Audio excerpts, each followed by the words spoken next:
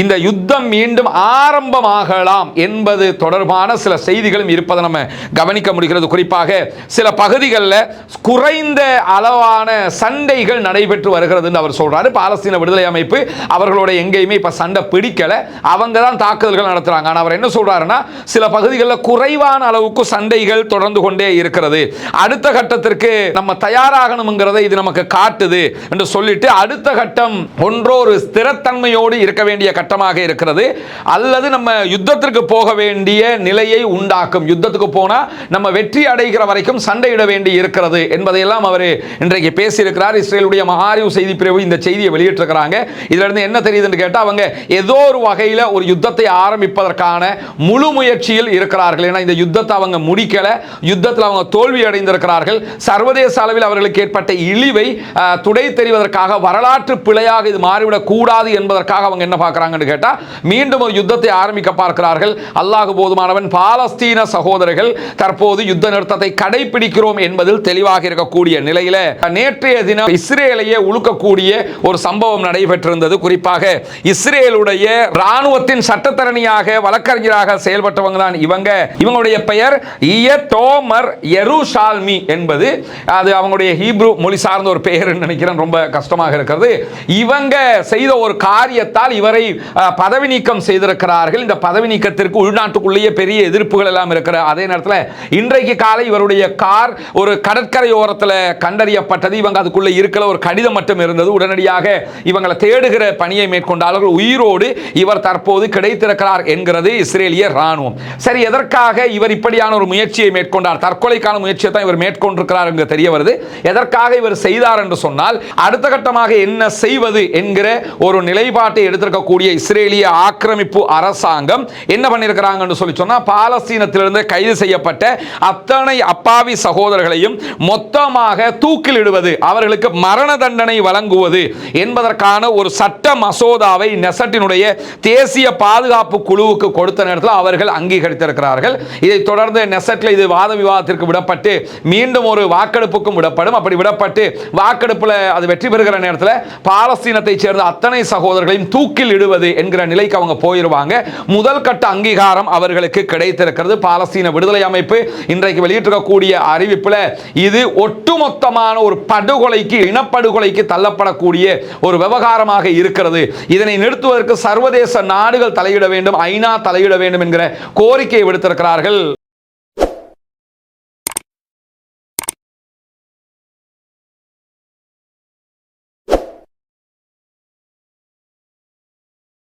அன்பிற்கினிய சகோதர சகோதரிகளே, நம் அனைவர் மீதும் ஏக இறைவனுடைய அமைதியும் கருணையும் உண்டாகட்டுமாக என்கிற உயரிய பிரார்த்தனைகளோடு, பாலஸ்தீனத்தினுடைய காசா பகுதிகளில் இஸ்ரேலிய ஆக்கிரமிப்பு ராணுவம் நடத்தி வந்த தாக்குதல்கள் கிட்டத்தட்ட 2 ஆண்டுகள் தொடர்ந்த நிலையில் தற்போது ஒரு யுத்த நிறுத்த ஒப்பந்தம் நடைமுறைக்கு வந்திருக்கிறது. இன்றோடு 24வது நாளாகவும் காசாவிலே யுத்த நிறுத்தம் நடைமுறையில் இருக்கக்கூடிய இந்த சந்தர்ப்பத்தில் என்னவெல்லாம் நடக்கிறது, பாலஸ்தீனத்தை ஒட்டிய சர்வதேச நிலப்பரப்பிலும் என்னவெல்லாம் நடக்கிறது என்கிற செய்திகளைத்தான் நம்ம இன்னைக்கும் பார்க்க இருக்கிறோம். இன்றைக்கு வெளியாகி இருக்கக்கூடிய செய்திகளில் மிக முக்கியமான ஒரு செய்தி என்னன்னு கேட்டா, காசாவில் பல பகுதிகளிலையும் ஒரு அப்டேட்டடான நிலை இருப்பதை அல் ஜசீராவினுடைய கட்டுரைகள் சுட்டிக்காட்டுகின்றன. குறிப்பாக காசாவுக்குள்ள உணவு விநியோகம் என்பது இன்னும் முறைப்படி உள்ளே நுழையவில்லை. ஒரு நாளைக்கு குறைந்தது 150 கண்டெய்னர் கூட கரெக்டாக நுழையாத ஒரு நிலை இருக்கிறது. உணவு வரவில்லை, மருந்துகள் இல்லை, கூடாரங்கள் இல்லை என்கிற நிலை இருந்தாலும் பல இடங்கள்ல பாடசாலைகள் ஆரம்பிக்கப்பட்டிருக்கு. இருக்கிற கூடாரங்களுக்குள்ள ஸ்கூல்ஸ் ஆரம்பிச்சிருக்கிறாங்க. பிள்ளைகளுக்கு உளவியல் ரீதியாக அவங்களை அப்டேட் பண்ணுகிற வேலைகளை பார்க்குறாங்க. அவரவருடைய முயற்சியில் பல இளைஞர் குழுக்கள் உருவாகி நாட்டினுடைய மக்களை நம்ம பாதுகாக்கணுங்கிற அடிப்படையில் அவர்களுடைய முயற்சியாகவே காசாவை அவர்கள் மேலே கொண்டு வந்து கொண்டிருக்கிறார்கள் என்கிறது அல் ஜசீராவினுடைய சிறப்பு கட்டுரை. அல்ஹம்துலில்லாஹ், யார் உதவினாலும் உதவாவிட்டாலும் இறை நம்பிக்கையோடு எங்களுக்கு இறைவன் துணை இருக்கிறான் என்கிற ஆதரவோடு அவர்கள் அவர்களுடைய அடுத்த கட்ட பணிகளை ஆரம்பித்திருக்கிறார்கள் என்கிற செய்திகளுக்கு மத்தியில் இஸ்ரேலால் படுகொலை செய்யப்பட்ட பாலஸ்தீன விடுதலை அமைப்பினுடைய தலைவர் சகோதரர் இஸ்மாயில் ஹனியா அவர்களுடைய கொலை எப்படி நடந்தது என்பது தொடர்பான விசாரணைகளுடைய முடிவை இன்றைக்கு ஈரான் வெளியிட்டிருக்கிறது. ஈரான் வெளியிட்டிருக்கக்கூடிய தகவல்கள் பிரகாரம் சகோதரர் இஸ்மாயில் ஹனியா அவர்கள் ஈரானுக்குள் இருக்கக்கூடிய யாருடைய ஒத்துழைப்போடும், குறிப்பாக ஈரானுடைய ராணுவத்தின் யாருடைய ஒத்துழைப்போடும் அவருடைய கொலை நடக்கவில்லை என்பது உறுதிப்படுத்தப்பட்டிருக்கிறது. ஆனால் இதனை இஸ்ரேல் தான் செய்தது என்பதையும் ஈரான் உறுதிப்படுத்தி இருக்கிறது. இஸ்ரேல் தான் செஞ்சதுங்கிறது ஈரானுக்கு மட்டுமல்ல, உலகத்தில் எல்லோருக்கும் தெரியும். ஆனால் ப்ராப்பராக ஒரு விசாரணை நடத்தப்பட வேண்டும் என்கிற அடிப்படையில் விசாரணை நடத்தப்பட்டு தற்போது தெளிவு கிடைத்திருக்கிற அதே நேரத்தில் இந்த கொலை நடக்கிற தருணம் சகோதரர் இஸ்மாயில் ஹனியா அவர்கள் என்ன செய்து கொண்டிருந்தார்கள் என்பதும் தற்போது தெளிவுபடுத்தப்பட்டிருக்கிறது. அவர் இரவு 1.5 மணி நேரங்களுக்கு பிறகு அவருடைய சகாக்களோடு மற்ற உறுப்பினர்களோடு ஏர்லியாக சில பேச்சுவார்த்தைகளை நடத்திவிட்டு சற்று நேரம் அவருடைய சோஃபாவிலேயே உட்கார்ந்து தூங்கி இருக்கிறாரு. தூங்கி இருந்த சகோதரர் இஸ்மாயில் ஹனியா அவர்களுக்கு ஒரு தொலைபேசி அழைப்பு வந்து ரிங் கட் ஆகுது. அதற்கு பிறகு அவர் என்ன பண்றாருன்னு கேட்டா உடனடியாக தஹஜ்ஜத் தொழுகைக்கான முனைப்புகளோடு தஹஜ்ஜத் தொழுதிருக்கிறார் என்கிற செய்திகளும் பதிவாகி இருக்கிற அதே நேரம் தஹஜ்ஜத் தொழுகை முடித்த அடுத்த கணம் தான் அவருக்கான தொலைபேசி அழைப்பு மீண்டும் வந்திருக்கிறது. அதை எடுத்து அவர் பேசுகிற நேரத்தில் தான் அதனை ட்ரேஸ் பண்ணி அவர் எந்த இடத்துல இருக்கிறாருங்கிறத கவனித்து அவரை நோக்கியே ஏவுகணை தாக்குதல்கள் நடத்தப்பட்டிருக்கிறது என்கிற செய்திகள் உறுதிப்படுத்தப்பட்டிருக்கிறது. ஏன்னா அந்த ஒரு ஃபோன் கால் வருது, பிறகு கட் ஆகுது, அவர் ஆன்சர் பண்ண முன்னாடியே அதுக்கு பிறகு அவர் தஹஜ்ஜத் தொழுகிறாரு. அதற்கு பிறகு மீண்டும் ஃபோன் கால் பேசுகிறார். இந்த கால் யாரு பண்ணினாங்கங்கிற வரைக்கும் அவங்க கண்டறிஞ்சிருக்கிற அதே நேரத்தில் அந்த கால்ல பேசிய நபரிடத்தில் தான் முதல் கால் வந்ததற்கு பிறகு அதை ஆன்சர் பண்ணிக்கொள்ள கிடைக்கல, மீண்டும் நீங்க எப்படி கால் பண்ணுவீங்க என்கிற அடிப்படையில் நான் தஹஜ்ஜத் தொழுது கொண்டிருந்தேன் என்கிற செய்திகளை சகோதரர் இஸ்மாயில் ஹனியா அவர்கள் பகிர்ந்திருக்கிறார் என்பதையெல்லாம் விரிவான ஒரு விளக்கத்தோடு இன்றைக்கு ஈரானுடைய அறிவிப்பில் பார்க்க முடியும். அல்ஹம்துலில்லாஹ், இறைவன் அவருக்கு உயர்தரமான ஜன்னத்துல் ஃபிர்தௌஸை கொடுக்க வேண்டும். அவருடைய கடைசி நேரத்திலும் தஹஜ்ஜத் தொழுகையோடு அவருடைய உயிர் பிரியக்கூடிய ஒரு வாய்ப்பு, அந்த நெருக்கமான ஒரு வாய்ப்பு அவருக்கு கிடைத்திருக்கிறது.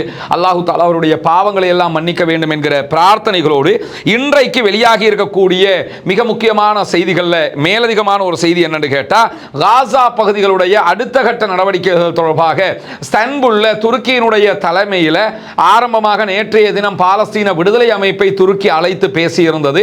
அடுத்தடுத்த கட்டம் என்ன பண்ண போறோம்ங்கிறத, அதனைத் தொடர்ந்து இன்றைக்கு இஸ்லாமிய நாடுகளுடைய வெளிவிவகார அமைச்சர்களுடனான சந்திப்பு நடைபெற்றிருக்கு. துருக்கியினுடைய வெளிவிவகார அமைச்சர் ஹக்கன் பிதான் அவர்களுடைய தலைமையில் தான் இந்த சந்திப்பு நடைபெற்றிருக்கிறது.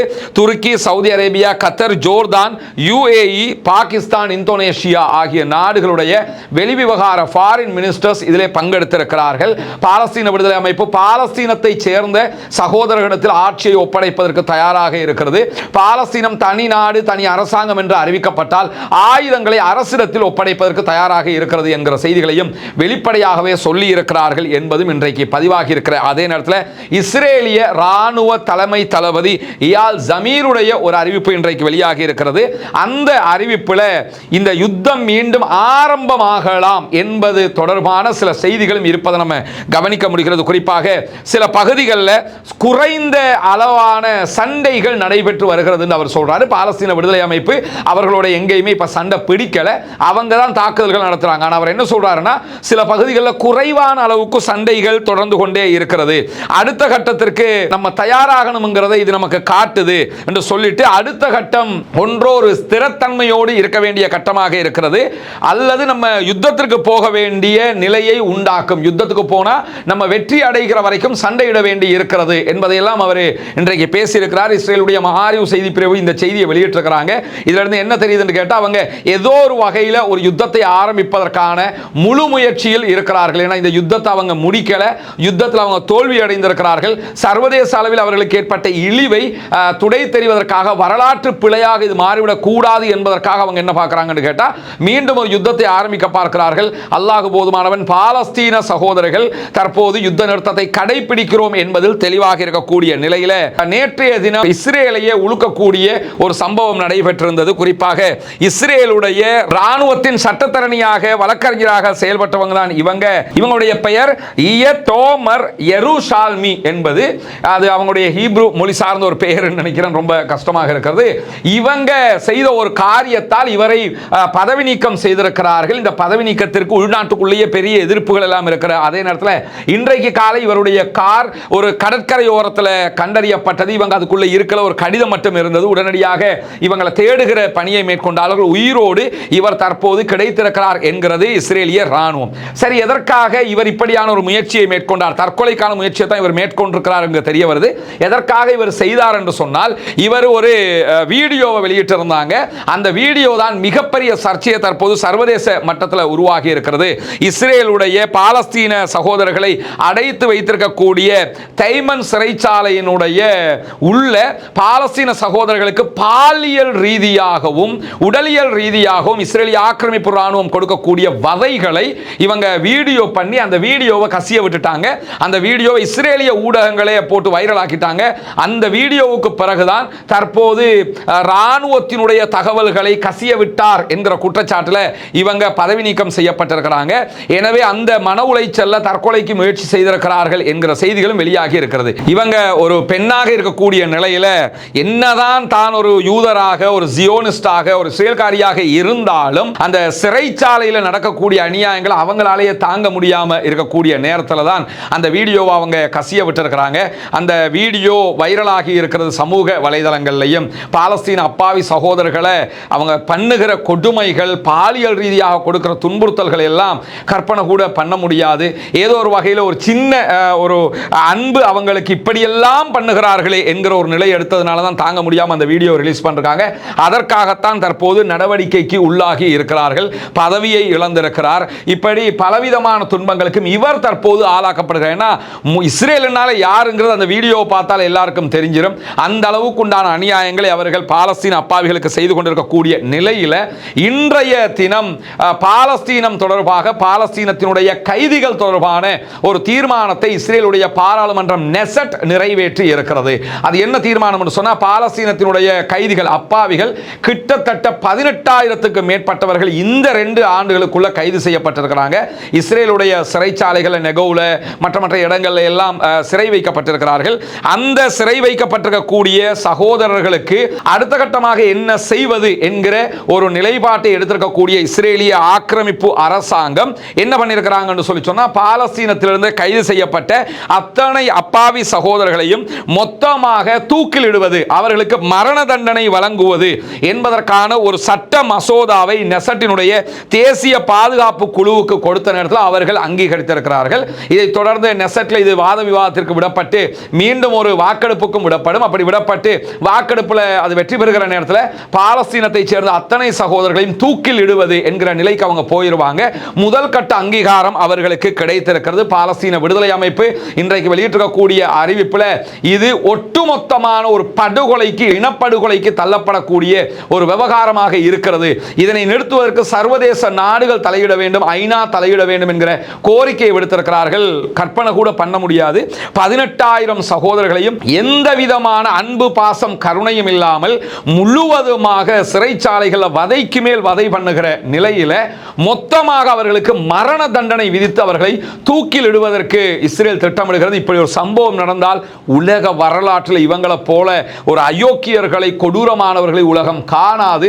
இவங்க யாருங்கிறது உலகத்திற்கு இன்னும் அவங்களை அடையாளம் காட்டிக் கொண்டிருக்கிறார்கள் என்பதுதான் இந்த தீர்மானத்தில் இருந்தும் தெரிய வரக்கூடிய ஒரு முக்கியமான விவகாரம். இந்த நிலையில தான் இன்றைக்கு அமெரிக்காவினுடைய அதிபர் டொனால்ட் ட்ரம்ப் விடுத்திருக்கக்கூடிய ஒரு அறிவிப்பும் வெளியாகி இருக்கிறது. அதில் அமெரிக்க அதிபர் டொனால்ட் ட்ரம்ப் சொல்லக்கூடிய செய்தி என்னன்னு கேட்டா, காசாவினுடைய யுத்த நிறுத்தம் என்பது ரொம்ப வலுவாக இருக்கிறது, அதை உடைக்கிறதுக்கு நான் விடமாட்டேன், நான் விரும்பினால் பாலஸ்தீன விடுதலை அமைப்பை இப்பவே நிராயுதபாணி ஆக்குவேன். அவரை பாட்டுக்கு பேசுவார் தெரியுமில்ல நமக்கு. அது குடிகாரம் பேச்சு விடிஞ்சா போச்சும்பாங்க, இவர பேச்சு அப்பவே போச்சு, நான் நினைச்சா இப்பவே ஆயுதத்தை கீழே வைங்க இல்லாட்டி உண்டு இல்லைன்னு பண்ணிடுவேன் அப்படின்னு சொல்லிட்டு போர் நேரத்தில் இஸ்ரேலுக்கு தேவையான ஒரு நபர் தான் நெத்தனியாகு. திடீரென நெத்தனியாகு பாசம் வந்திருக்குது, எதுக்குன்னு தெரியல. அடுத்தது அவர் சொல்றார், இஸ்ரேல்ல நெத்தனியாகுவை இஸ்ரேல் சரியா நடத்துறாங்கன்னு நான் நம்பல, ரொம்ப அவர் பாவம், அவர் ரொம்ப பாதிக்கப்படுறாரு, அவர் நியாயமற்ற முறையில் இஸ்ரேலுக்குள்ள நடத்தப்படுற காரணத்தினால அவருக்கு நாங்கள் உதவி செய்யணும்னு நாங்கள் நினைக்கிறோம் அப்படிங்கிறார். ஏற்கனவே போய் அவர் ஊழல் குற்றச்சாட்டு வழக்கு எல்லாம் ரிமூவ் பண்ணுங்கன்னு சொல்லி பார்த்தாரு, இன்னும் அது நடக்கல. அதனால தான் நியாயமற்ற முறையில் அவர் நடத்தப்படுறாராம், அவரை நாங்கள் காப்பாற்றணும் என்னெல்லாம் திடீர்னு நெத்தனியாகு பாசத்தை அவர் வெளிப்படுத்தி இருக்கிறார். அதே நேரம் நேற்றைய தினமும் பாலஸ்தீன விடுதலை அமைப்பை சேர்ந்தவர்கள் 3 இஸ்ரேலிய பணைய கைதிகளுடைய பாடிகளை, உடல்களை ஒப்படைச்சிருந்தாங்க. அதிலே ஒன்றுதான் நேற்றைய தினம் நம்ம சொன்ன மாதிரி இஸ்ரேலுடைய காசாவுக்கான படை தளபதியாக செயல்பட்ட கர்னல் அசாப் ஹமாமியினுடைய உடலும் ஒப்படைக்கப்பட்டது. பாலஸ்தீன விடுதலை அமைப்பினர் அக்டோபர் 7ஆம் தேதி பணைய கைதிகளாக பிடித்தவங்கள்ல மிக உயர்ந்த பதவியைச் சேர்ந்த ஆள் இவர் தான். இவர் காசாவுக்கான அவர்களுடைய படையின் தளபதியாகவே இருந்தார்.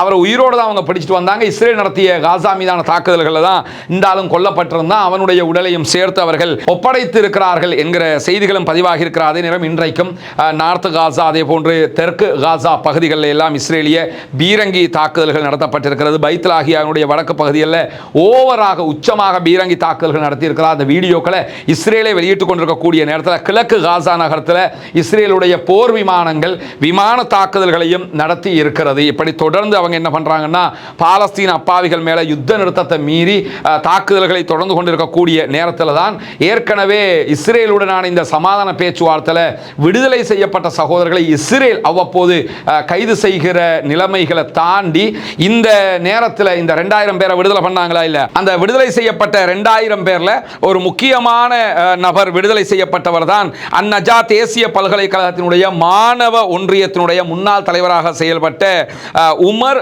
சாரி என்கிற ஒரு சகோதரர்.